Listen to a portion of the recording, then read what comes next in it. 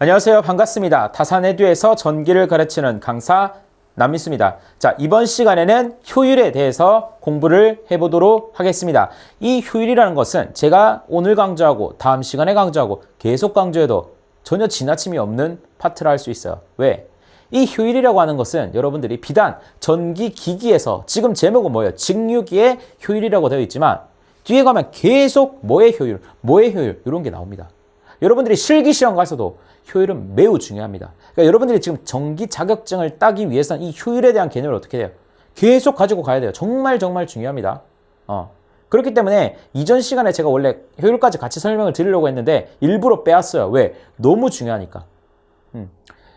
지금 직류기에 대한 효율을 배운다 생각하지 마시고 우리가 전반적인 효율을 배운다라고 생각하시고 강의를 들어주시면 좋을 것 같습니다. 자, 그럼 효율 한번 보도록 할게요. 이 효율이 도대체 뭐길래 왜 중요하다 하냐? 효율 뭐 생각하면 별거 없죠. 효율을 왜? 실생활에도 많이 쓰잖아요. 야, 너 공부 이런 거 아시나 모르겠는데 순공 시간이에요. 순공 시간. 공부하는 애들 중에서 이런 말을 많이 씁니다. 재수생들도 그렇고요. 수능 치시는 애들이. 순공이 뭐야? 실제로 공부한 시간을 얘기하는 겁니다. 실제 네가 10시간을 공부했다 하더라도 실제 순수하게 정말 열심히 본인이 스스로 공부했던 건 뭐다? 뭐 8시간이다 라고 하면 어떻게 돼요?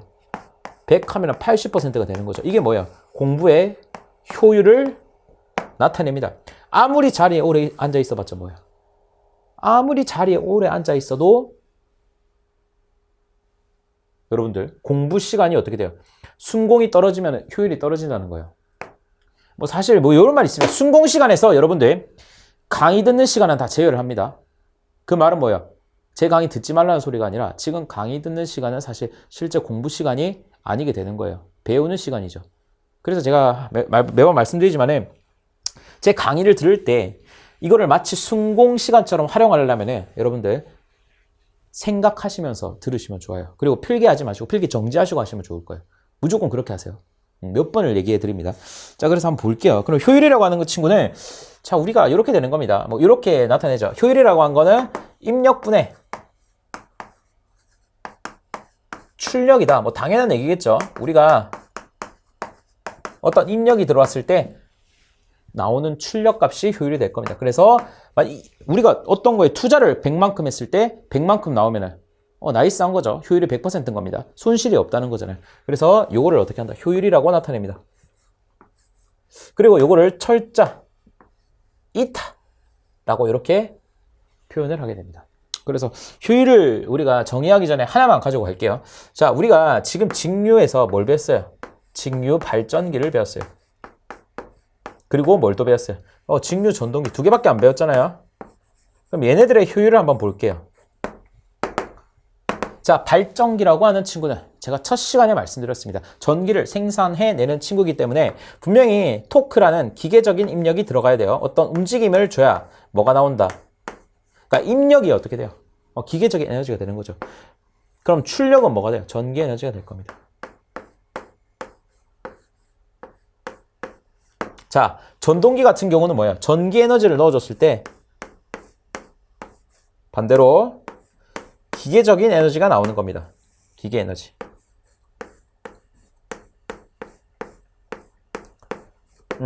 그래서 보시면은 자, 우리가 여기서 중요하게 생각해야 되는 건 뭐냐면은 자, 우리가 이 기계적인 에너지는 사실 우리가 정확하게 알 수가 없습니다. 이 전기적인 에너지만 우리가 와트라고 하죠. 이 전기적인 에너지만 우리가 어떻게 해요? 정확하게 알 수가 있습니다. 이 전기적인 에너지만 정확하게 알 수가 있어요. 그래서 요거를 여러분들 실기 가면 또 나옵니다. 그러니까 뭐다? 우리가 포인트는 뭐다? 전기 에너지만 정확하게 측정을 할 수 있다라고 생각을 해주시면 됩니다. 기계적인 에너지는 사실 어쨌든 전기 에너지 와트로 바꿔줘야 되는데 그게 쉽지가 않아요. 왜냐면은 뭐 전동기 같은 경우 우리가 전기 에너지 입력으로 넣어주니까 정확하게 알 수가 있고 출력도 전기 에너지는 측정이 가능하단 말입니다. 네, 무슨 말인지 아시겠죠? 자, 그러면은 이 효율이라고 하는 친구는 크게 두 가지로 나뉩니다. 자, 두 가지로 나뉘게 됩니다. 필기를 이렇게 해볼게요. 이렇게 해볼게요. 좀 크게 적어야 돼서 위로 적어볼게요. 효율.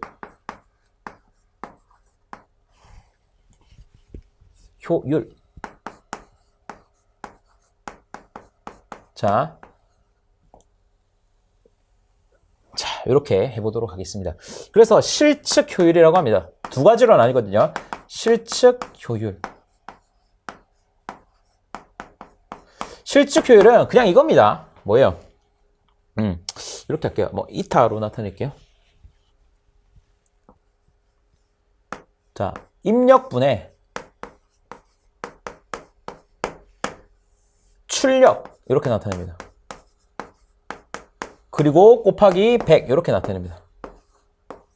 자, 이게 뭐다? 실측 효율이 되는 겁니다. 그러니까 실측 효율은 뭐다? 진짜 실제 효율을 구하는 거예요. 진짜 입력을 구하고 진짜 출력을 구해서 곱하기 100을 하는 겁니다. 그런데 정확하지 않겠죠. 앞서 전동기와 발전기만 봐도 우리가 이런 기계적 에너지는 정확하게 알 수가 없습니다. 자, 그렇기 때문에 우리가 사용하는 것이 바로 이 규약 효율이라는 겁니다. 규약 효율.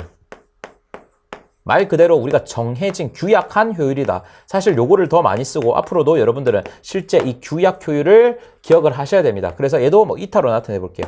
자, 그런데 이 규약 효율이라고 하는 것은 다 두 가지로 나뉘게 됩니다. 두 가지로.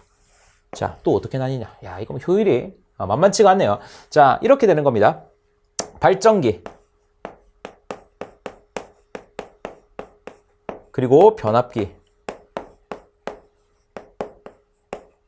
이렇게 나눠지고요. 그리고 전동기 이렇게 나눠집니다. 전동기. 이렇게 두 가지로 나눠지게 됩니다.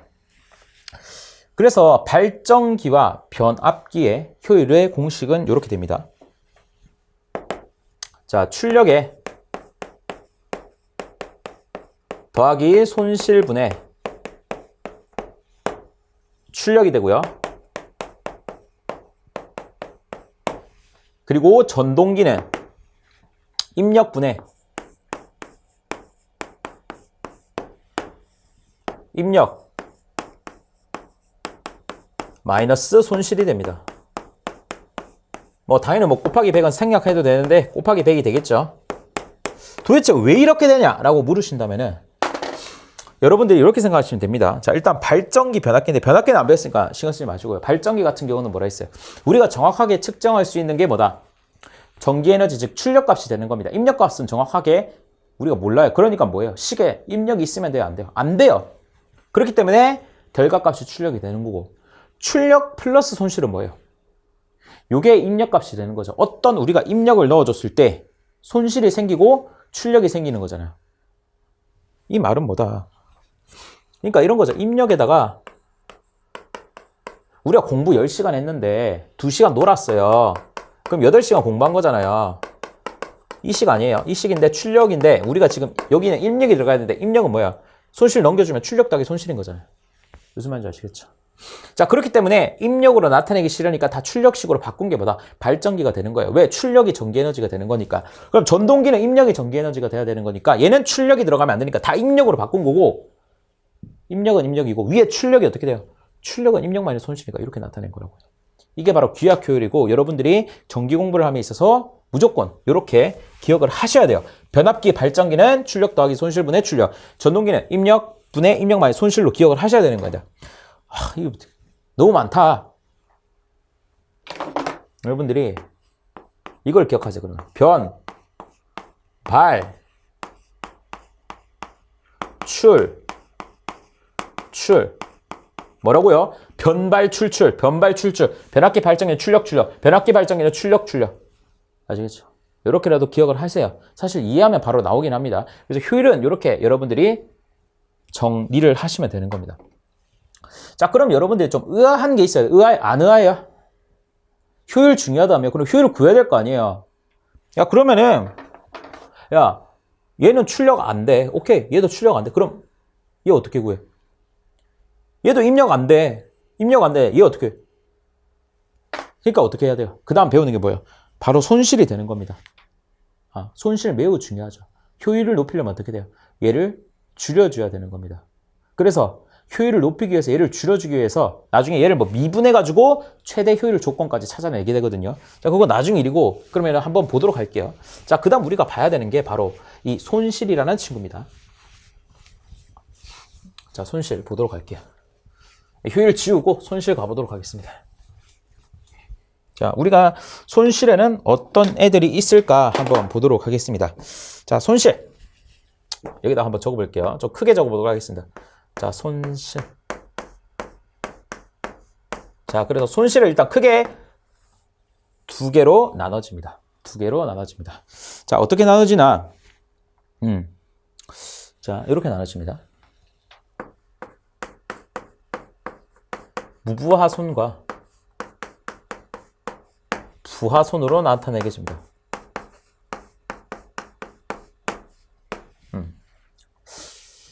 자, 이렇게 생각하시면 됩니다.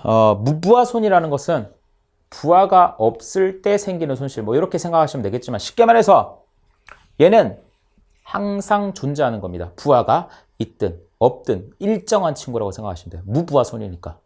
그렇겠죠? 부하손은 뭐예요? 말 그대로 부하에 의해서 발생되는 손실이기 때문에 부하가 많거나 부하가 적거나 이러면은 얘 손실값이 변하게 되겠죠. 그래서 얘를 뭐라 한다? 얘는 항상 일정하다. 그래서 고정손이다.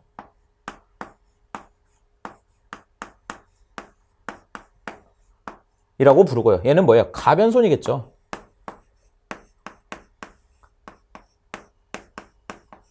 이렇게 부르게 됩니다.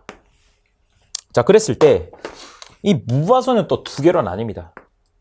자, 무부하손은 두 개로 나뉘게 됩니다. 뭐다? 자, 일단 철손.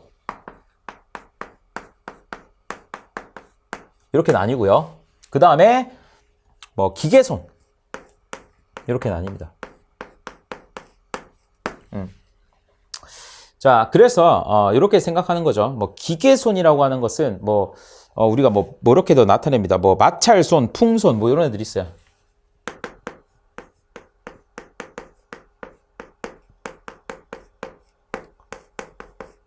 풍손. 그러니까 말 그대로 회전하는 기계들 있잖아요. 변압기는 회전 안 하죠. 뭐 전동기, 발전기 이런 애들 회전하다 보면 마찰이 생기잖아요.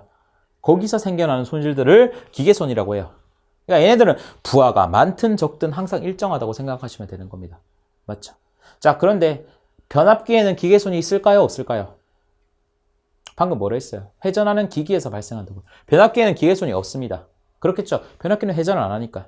자, 그럼 철손이 남아있죠. 사실 철손이 매우 중요하죠. 이 철손이라고 한 친구는 자, 뭐랑 있다. 자, 여기도 또 나오죠. 자, 히스테리 시스손이 있고요. 그리고 와류손 두 개가 있습니다. 여러분들 자기학 시간에 배웠던 친구입니다. 그래서 이러한 손실이 있겠구나 라고 생각하시면 되고, 문제에서 다음 중 뭐 무부하손 또는 철손에서 가장 영향력이 큰, 손실이 제일 큰 답은 히스테리시스손입니다. 히스테리시스손이 3, 그리고 와류손이 1 정도 된다고 보시면 될 것 같아요. 크기로 따지면. 손실이 히스테리시스손이 제일 많다라고 생각하시면 되는 겁니다. 자, 그 다음 부하손 가볼게요. 부하손. 자, 부하손은 또 두 개로 나뉩니다. 이렇게 나뉩니다. 자, 부하손은 제일 중요한 동손이 됩니다. 동손. 동손이 있고요. 자, 그리고 뭐 이런 친구도 있습니다. 표유 부하손.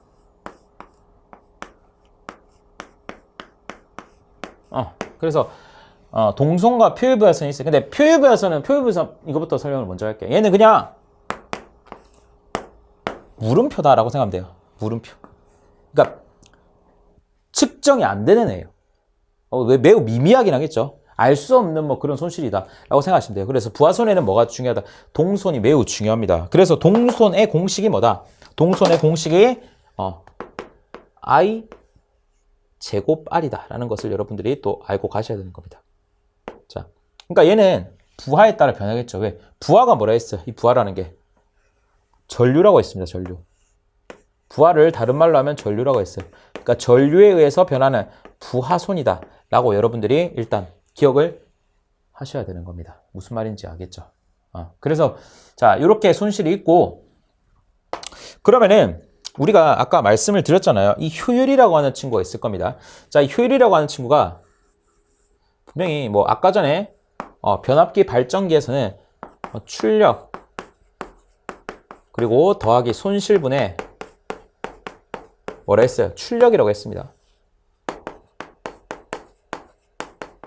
그랬을 때 사실 이 출력이라는 친구는 바꿀 수가 없어요. 자, 그래서 이 효율을 어떻게 해요? 효율을 높이기 위해서는 어떻게 돼요? 손실을 어떻게 돼요? 당연히 줄여줘야겠죠. 줄여줘야겠죠. 그래서 손실을 최소로 하는 조건을 우리가 구할 수가 있습니다. 자, 그게 뭐냐면은 이 손실을 실제로 미분을 합니다. 미분을 하면 미분 그래프가 뭐 이런 식으로 나올 겁니다. 그랬을 때 미분이 했을 때 0이 되는 지점이 뭐가 돼요? 최소값이 되는 거예요. 뭐 요거는 여러분들 수학적인 내용이니까 다른 거 필요 없습니다. 이게 몰라도 됩니다. 그러니까 손실이 제일 작을 때를 언제라고 하냐면은요. 바로 이렇게 정의를 합니다. 자, 이 무부하 손과 그리고 부하손이 어떻게 될 때? 같아질 때. 같아질 때를 뭐라고 한다? 우리가 최대 효율이다.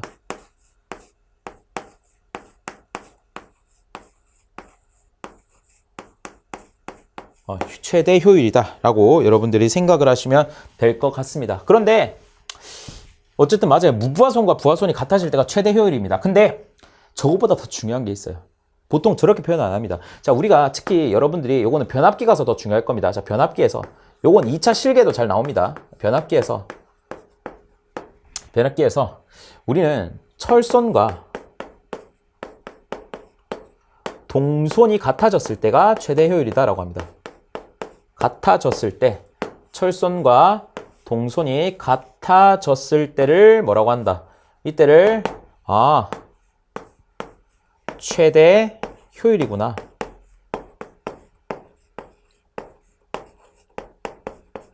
라고 합니다. 그러면 다른 건 어디 가고 왜 철선과 동선만 같아야 되나?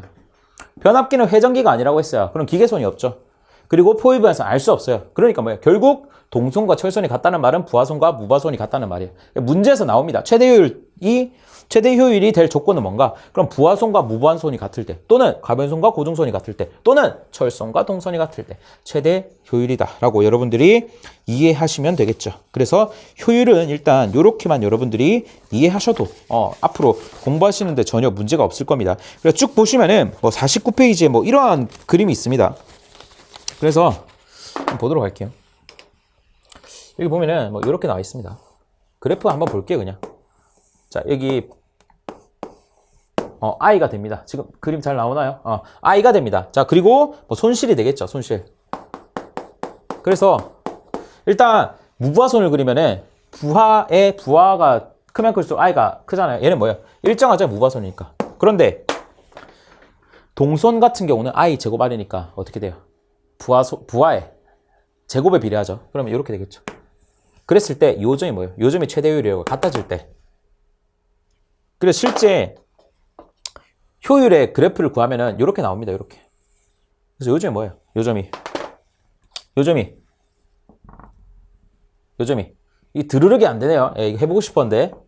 자, 요점이 뭐가 된다? 최대 효율이 된다고요. 무슨 말인지 아시겠죠? 그래서 그거를 얘기하는 겁니다. 그래서 이 정도만 아시면은 여러분들이 어떻게 된다? 쉽게 알 수가 있는 거예요. 뭐 다 끝났습니다. 그리고 이 정도면은 직육이는 다 끝이 났어요. 선생님 뭐 뒤에 뭐 있는데요? 지금부터 그걸 할 겁니다. 자, 49페이지 보면은 뭐 측정 및 시험법 해서 이게 뒤에 뭐 짜자부리한 게 많습니다. 요것들은 사실 여러분들 이게 지금 이 시간에 설명은 해드릴 건데 막 열심히 할 필요가 없어요. 이거 뭐 대충 그게 아니라 제가 대충 읽어 드릴 테니까 뭐 대충 그냥 쭉 읽는다 책을 읽으면 안 되겠죠. 읽어 드릴 테니까 여러분들 관연도 풀면서 익히시는 게 좀 더 효율적이긴 할 겁니다. 제가 보시면 아실 겁니다. 그러니까 여기서 잘 나오는 거 제가 체크해 드릴게요. 자, 쭉 볼게요. 자, 49페이지 6번 측정 및 시험법입니다. 그래서 토크 및 실측 효율 측정 실험, 뭐 보조 발전기 사용, 프로니 브레이커 사용, 전기 동력계를 사용, 대형전 그냥 읽어보세요. 읽어보시면 됩니다. 자, 그 다음 온도 상승 시험입니다. 온도 상승 시험. 자, 이러한 친구들은 사실 시험에 잘 나옵니다. 자, 온도 상승 시험 볼게요. 자, 온도 상승 시험. 온도 상승 시험.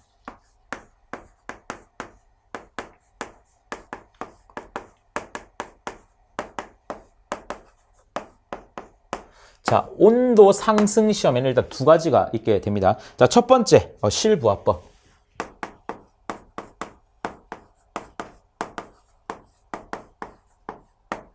자, 그 다음, 여기 분필 좀 가져올게요. 반환부하법입니다.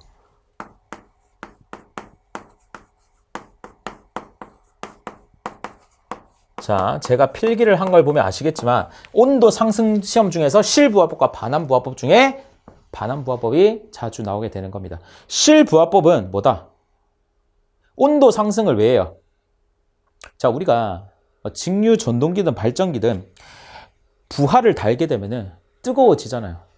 여러분들 뭐 헤어 드라이기만 해도 계속 틀어놓으면 어떻게 돼요? 뜨거워지잖아요. 왜? 저항해서 전류가 흐르니까 열이 발생하는 거잖아요. 자, 그러니까 열이 도대체 얼마나 발생하는 거지? 이 부하에 연결을 했을 때, 헤어 드라이기에 연결했을 때 한 몇 도 올라갈까? 늘 시험하는 거예요. 그런데 실부하법은 말 그대로 실제로 그냥 진짜 부하를 연결해서 하는 겁니다. 그럼 얘는 언제 쓰이겠어요? 그냥 헤어 드라이기 뭐 이런 작은 거예요. 공장에다가 직접 넣지는 않을 거 아니에요. 작은 용량에다 쓰는 겁니다. 무슨 말인지 알겠죠? 자, 반환부하법이 이제 어떤 거냐면은 우리가 이런 겁니다. 반환부하법은 사실 이 내용은 중요한 건 아니지만 여러분들 이해를 돕기 위해서 자, 전동기가 100짜리가 있어요. 100만큼 에너지를 만들어낸다고 할게요. 그래서 이 100을 이제 발전기에 공급을 하게 됩니다. 발전기에 공급을 하게 됩니다. 자, 그러면은 발전기가 얘도 100만큼 뭘 만들어낸다고 해볼게요. 그 말은 뭐냐면은 얘가 100으로 공급을 했어요. 얘 돌아가겠죠. 그럼 얘가 100 만들어. 또 100을 공급해요. 그럼 얘네들끼리는 나이스한 거 아니에요? 얘는 100을 주고 얘는 또 100을 만들고 나이스한 방법이에요. 그런데 그래도 각각의 손실이 생길 거예요. 손실. 요 손실들만 어떻게 해준다? 우리가 공급해 주는 거예요. 요 손실들만 우리가 공급을 해주는 겁니다. 그렇게 함으로써 온도 시험을 하는 겁니다. 그래 읽어보시면은 동일 정격인 기계 두 대를 기계적으로 연결하여 한쪽은 발전기 한쪽은 전동기로 운전하고 상호 전력 및 동력을 주고 받게 되면 외부에서는 뭐야? 두 기계의 손실만을 공급하면 되기 때문에 정력 손실이 없이 경제적으로 우리가 온도 시험을 할 수 있는 방법이다 라고 여러분들이 이해하시면 됩니다. 이 정도만. 근데 시험에서 뭐가 제일 나온다? 시험에서. 자, 보시면은 이런 게 나옵니다. 반환부하법에서 다음 중 반환부하법이 아닌 것은 내기 쉽겠죠? 왜? 사지선다잖아. 근데 지금 나온 게 뭐야? 네 개잖아요. 뭐야? 홉킨스법, 카프법, 블론데일법. 여기 되어 있습니다.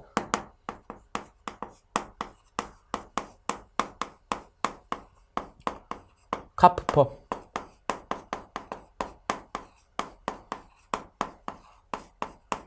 블론델법.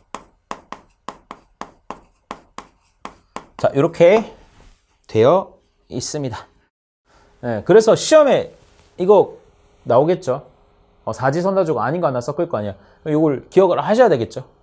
또 이러면은 외울 게 너무 많은데 좀 어떻게 해봐라 라고 하실 거 아닙니까? 그래서 자, 해보도록 할게요. 피디 혹시 그 40대를 뭐라 해요? 40대를. 네. 아까 사실 NG 났는데, 예. 자, 40대를 뭐라 해요? 아까 PD님이 40살 아니에요라고 했어요. 자, 40대를 불혹이라고 하죠. 불혹의 나이. 자, 불혹의 자동차를 뭐라 해요? 자동차. 카라고 합니다. 이렇게 합니다. 불혹의 카. 이렇게 외우시면 돼요. 자, 불은 뭐예요? 블론델법. 혹은 호킨스법. 카는 카프법. 이렇게라도 외우시길 바랍니다. 좀 부끄러우니까 지우도록 할게요. 도대체 뭐 하는 거냐 하시는 분들은 그냥 외우세요. 자, 그 다음 갈게요. 자, 그 다음 7번 냉각법이에요. 냉각법. 냉각법은 뭐예요? 아니, 온도시험 했잖아. 온도시험 뜨거우니까 어떻게 돼? 냅두면 안 되잖아. 냉각 차갑게 해줘야 된다고요. 자, 그래서 첫 번째 공기 냉각식. 주로 공기 냉각식 써요. 밑에 보면 자기 통풍, 타력 통풍. 읽어보세요. 자기는 뭐예요? 스스로 자자. 스스로 하는 애예요. 통풍을 스스로 이제 시키는 애예요. 타력 통풍이 뭐야? 남이 이제 해주는 거라다. 뭔 말이야? 해주는 거다라고 생각을 하시면 됩니다. 이거 한번 읽어보세요. 그래서 가스, 냉각식도 있고 순행식도 있고 유냉식도 있구나 라고 여러분들이 읽어보시면 됩니다. 외울 게 아닙니다. 지금 한번 읽어보세요. 관연도 풀면서 또 쟤네는 관연도에 잘 안 나오는 것 같습니다. 그러니까 그 다음 특수직육입니다. 직육인데 좀 특수한 애들을 우리가 한번 보도록 하죠. 자, 전기 동력계가 나옵니다. 회전기, 내연기관, 펌프, 송풍기, 수차 등의 출력이나 동력 측정을 위한 특수 직육이랍니다. 그런가 봐요. 이 정도는 이렇게 넘어가시면 됩니다. 자, 두 번째 단극 발전기입니다. 단극 발전기는 다른 거 필요 없고 요것만 포인트 잡으시면 됩니다. 정류자가 필요 없다. 정류자가 필요 없어요. 정류자가 없어도 직류를 만들어내는 발전기다라고 생각을 해주시면 될 겁니다. 어쨌든 간에 요것만 가져갈게요. 그러니까 발전동기, 그 다음 발전동기입니다. 뭐 발전동기 살짝 볼까요? 이 뭐 발전기도 아니고 전동기도 아닌 놈이 등장을 했습니다. 자, 발전동기.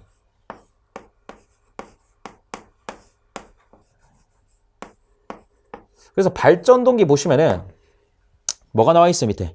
전동 발전기도 나와 있고 뭐 발전동기도 나와 있죠. 뭐 전동 발전기는 뭐 이렇게 해볼게요. 전동 발전기. 전동 발전기 같은 경우는 자, 우리가 전원을 공급을 해주죠. 어디에다가? 아까랑 똑같습니다. 아까가 똑같습니다. 전원을 어디에 해줘요? 모터, 뭐 전동기에다 해줘요. 이 전동기가 어떻게 해줘요? 발전기를 돌리는 걸 뭐라 한다? 이거를 그냥 전동 발전기다라고 하는 겁니다. 그러니까 전동기와 발전기를 직렬로 연결한 거예요. 자, 그런데 문제가 되는 게 지금 발전동기죠. 지금 발전동기 보시면 이렇게 되어 있는 겁니다. 전기자를 한번 볼게요. 전기자를 이렇게 보겠습니다. 이렇게 볼게요. 자, 그랬을 때 우리가 뭐 이렇게 해볼까요? 자, 권선이 있잖아요. 권선이 다 배웠던 거죠. 자, 이렇게 권선이 뭐 이렇게 돌아온다고 해볼까요? 이렇게 돌아와요. 자, 그랬을 때 이렇게 돌아오는데 이렇게 해볼까요? 지금 전동기라고 가정을 하면은 어쨌든 자속은 어떻게 돼요? 자속은 뭐 이렇게 발생을 한다고 해볼게요. 뭐 이게 원론적인 걸 얘기하는 겁니다. 자속이 이렇게 되어 있고 전류를 어떻게 해줘요? 전류를 흘려 보내주게 됩니다. 전류를 흘려주게 됩니다. 그러면은 I, B, L에서 어쨌든 어떻게 돼요? 회전을 하게 될 겁니다. 회전을. 어쨌든 회전을 하게 될 겁니다. 이렇게 회전을 하게 될 거예요. 이렇게. 회전을 합니다. 회전. 뭐가요? 전동기가. 그런데 이 전기자에 하나를 더 그려볼게요. 전기자에 색깔을 좀 다르게 해야 되는데 얘 말고 여기에도 하나를 해주는 겁니다. 자, 여기서 권선을 하나 더 이렇게 해서 이렇게 해주는 겁니다. 자, 이렇게. 자, 그러면은 어떤 현상이 발생하냐면요. 자, 어쨌건 간에 얘가 지금 자속이 있고 전류를 흘려보내주니까 얘가 돌아요. 돌죠? 도는데 얘를 하나를 연결해주면 얘 입장에서는 전류를 안 줘요. 얘는 전류를 안 준다고. 얘는 발전기가 되는 거 맞아요? 그렇잖아요. 자속도 있죠. 그리고 얘가 회전하잖아요. 무슨 말인지 아시겠죠? 그러니까 E는 V 크로스 BL에서 지금 전동기인데 V도 있을 거고 B도 있으니까 유기전력에 발해서 발전기가 된다고요. 그러니까 지금 전기자 하나로 뭐예요? 전동기도 만들고 발전기도 만드는 거예요. 그래서 뭐라 되어 있어요? 한 개의 전기자의 전동기형 권선이 뭐예요? 이 초록색이 되겠죠. 그리고 발전기형 권선이 뭐예요? 이 주황색이 되는 겁니다. 같이 설치해서 계좌 부분을 공통으로 한 구조다라고 여러분들이 생각을 하시면 될 것 같아요. 자, 네 번째 제3 브러쉬 발전기 같은 경우는 원래 브러쉬 2개인데 하나 더 해서 3개다 라고만 이해하시면 됩니다. 그래서 정부 브러쉬 중간에 제3 브러쉬를 설치한 직류 발전기고 세이어스 발전기, 베르그만 발전기 뭐 이런 것들 그냥 한번 읽어보세요. 어차피 관연도에 가끔 나오는데 그때 기억해 주시면 됩니다. 자, 승합기, 부스터, 승합기 뭐 쉽죠? 어떻게 전압을 올려주는 겁니다. 그래서 우리가 앞에서 직권 발전기, 과복권 발전기 이런 걸 배웠을 겁니다. 걔네들은 뭐예요? 부하 전류가 증가하면 증가할수록 부하가 증가할수록 전압이 증가하기 때문에 승합기로 쓴다라고 여러분들께 설명을 드렸기 때문에 그렇게 이해하시면 되는 겁니다. 자, 그 다음 마지막 장인데 자, 이 장이 상당히 중요하다고 볼 수가 있습니다. 자, 왜? 여기 시험에 좀 많이 나와요. 자, 첫 번째 뭐라고 나와 있다? 직류 서버 모터입니다. 직류 서버 모터. 서버 모터. 자, 이런 친구가 나옵니다.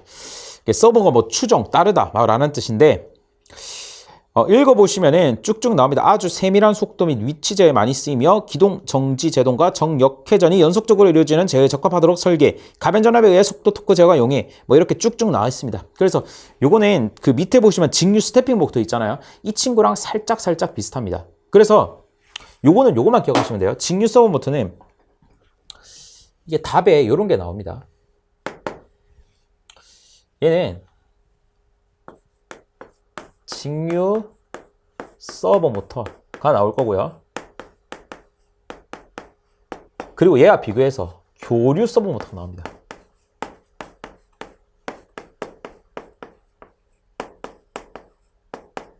자, 이렇게 나옵니다. 그랬을 때 얘는 시동 토크가 시동할 때 토크가 뭐야? 얘는 매우 큽니다. 얘는 뭐예요? 시동 토크가 작습니다. 일단 요것만 여러분들 알고 갈게요. 그래서 문제에서 뭐라 나오냐면은 다음 중 직류 서버 모터에 대한 설명으로 틀린 것은 이라고 나오고, 직류 서버 모터가 교류 서버 모터보다 시동 토크가 작다라고 나오면 어떻게 돼요? 틀린 설명이 된다는 겁니다. 그래서 요거는 요 정도만 여러분들이 잡고 가시면 될 것 같습니다. 그래서 자세한 내용은 직류 스태핑 모터에서 또 보도록 할게요. 자, 밑에 가시면은 직류 스태핑 모터입니다. 직류 스태핑 모터. 자, 여기서 가볼게요.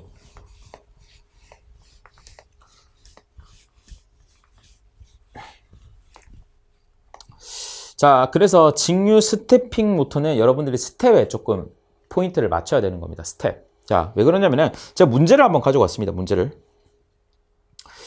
여러분들 뒷장 넘기시면은 바로 직류기, 직류 전동기 문제가 나올 겁니다. 거기 이제 42번 문제입니다.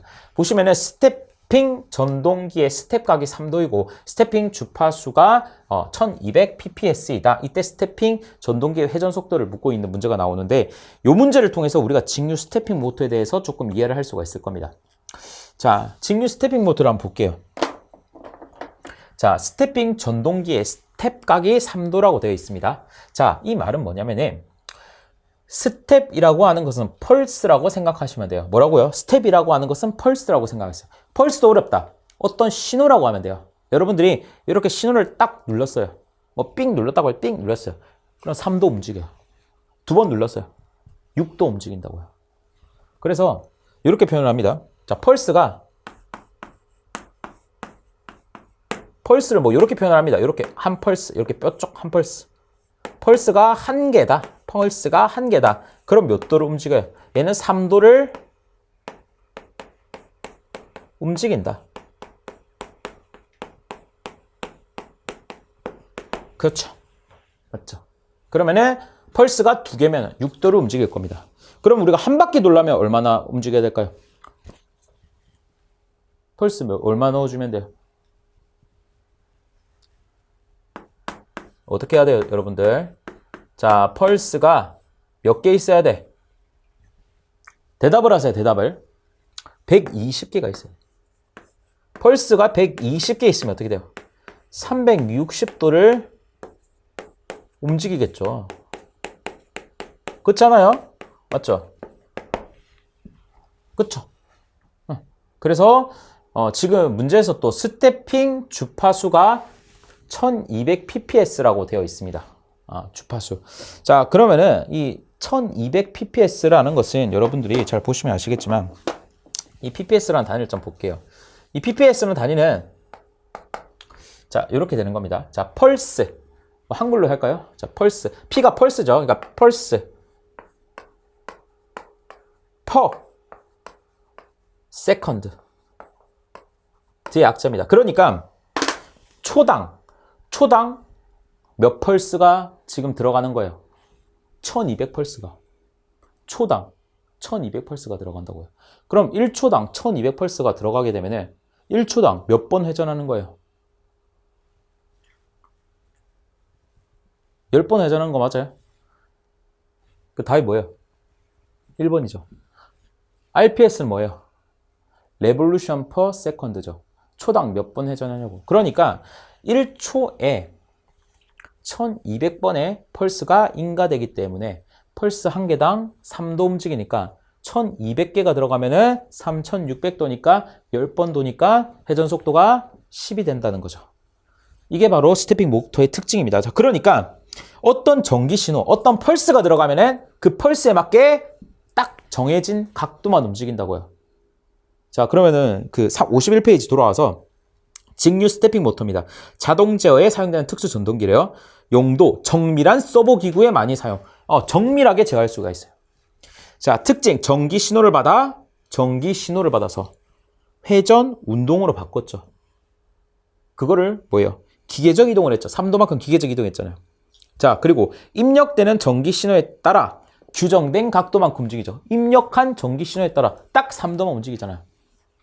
어떤 특수기계의 속도, 거리, 방향 등을 정확하게 제어할 수가 있고 가속, 감속이 용이하며 정력전 변속이 쉽다. 위치 제어를 할 때 각도 오차가 적고 누적되지 않는다. 정지하고 있을 때 그 위치를 유추해주는 토크가 있다. 브러쉬, 슬립링 등이 없고 부품 수가 적다. 뭐 여자 방식 이런 게 나와 있는데 그래서 직류 스태핑 모터는 여러분들이 문제를 푸시면 아시겠지만 좋은 건 다 직류 스태핑 모터예요. 물론 100% 맞지는 않습니다. 대부분 딱 보시면은 뭔가 안 좋은 말이 없어요. 얘는 다 맞는, 좋은 말이 다 맞는 설명이에요. 안 좋은 말이다. 그럼 틀린 거예요. 다음 중 직류 스태핑 모터의 특징으로 뭐 올바른 것을, 옳지 않은 것을 했을 때 뭐 좀 안 좋은 말이다. 그러면은 그게 정답이 될 가능성이 높다는 겁니다. 그리고 이러한 것들도 여러분들이 좀 감을 찾고 가시면은 직류 스태핑 모터에 대해서 여러분들이 쉽게 이해하실 수 있을 겁니다. 좋습니다. 그리고 이거 보시면은 지금 주파수 이런 것도 나와 있습니다. 그 위에 문제 보시면은 주파수와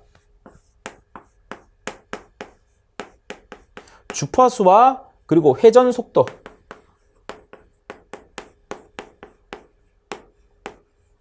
얘 관계 어떻게 돼요? 비례하는 거 맞나요? 여기서 봤을 때 그러니까 스태핑 전동기에서 스태핑 주파수가 크면 클수록 어떻게 돼요? 회전 속도가 커지겠죠. 맞죠? 위에 보면은 반비례라고 해가지고 아마 틀린 설명이 되어 있을 겁니다. 예, 제가 지금 교재가 없는데 주파수가 회전 속도에 비례할 수밖에 없죠. 왜? 주파수가 크다는 거 뭐예요? 입력된 신호가 많이 들어가니까 그만큼 많이 회전한다는 거잖아요. 예, 그렇게 이해를 하시면 될 것 같아요. 자, 그래서 요거는 이 정도만 이해하시면 될 것 같고 이러면 사실 거의 다 맞춥니다. 요 관련된 문제는. 그래서 문제 보시고 자, 그 다음 이제 다 했습니다. 마지막 증폭기만 볼게요. 증폭기. 이것도 시험에 왕왕 나옵니다. 증폭기라고 해서 자, 증폭기는 이러한 친구들이 있습니다. 요 세 개를 또 외워야겠죠. 작은 전력의 변화를 큰 전력 변화로 증폭하는 거 말 그대로. 그래서 앰플리다인 뭐라고요? 앰플리다인.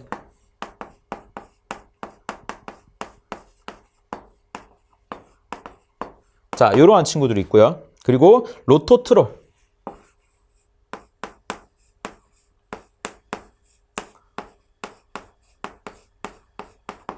그리고 HT 다이나모.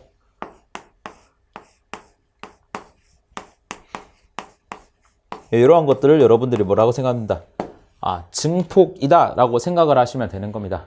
네, 그래서 요 세 개를 외워야 되는데 앰플리다인의 앰플리튜드라고 있거든요. 그게 진폭이에요, 진폭. 그러니까 뭔가 진폭이 커진다. 증폭했다. 뭐 그렇게 생각하세요. 네, 그렇게 생각하세요. 로버트가 아니지. 로켓.